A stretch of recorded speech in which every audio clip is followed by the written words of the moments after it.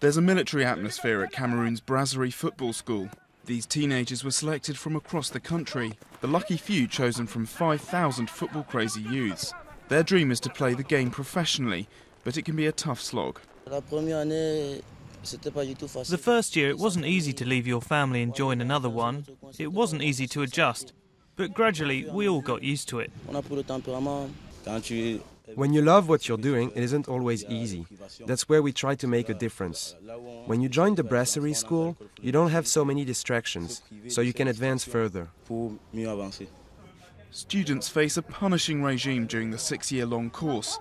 Up at 5:45 a.m, normal school classes, followed by training all afternoon, and then homework after dinner. The prize at the end is the chance of joining a top international club.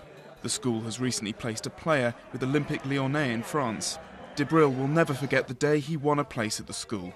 I was so happy I started running all over the neighbourhood. My friends looked at me like I was crazy. They asked me, "Why are you being like this?" I said, "You guys can't understand."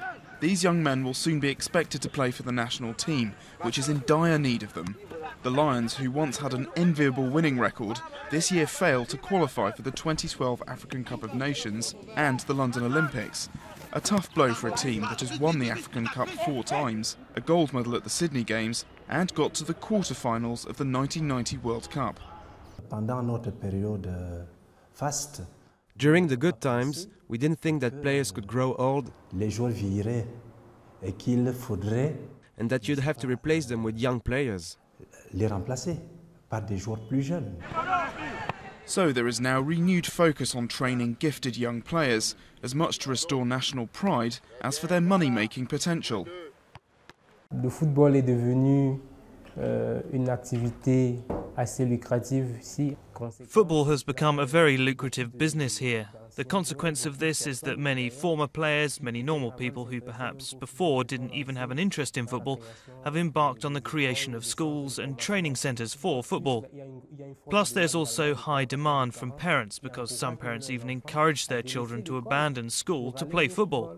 But for these boys, it isn't all about the beautiful game. The Brasserie School introduced compulsory general education onto the syllabus 3 years ago, so even those students who don't end up making it as a pro might still find a future career.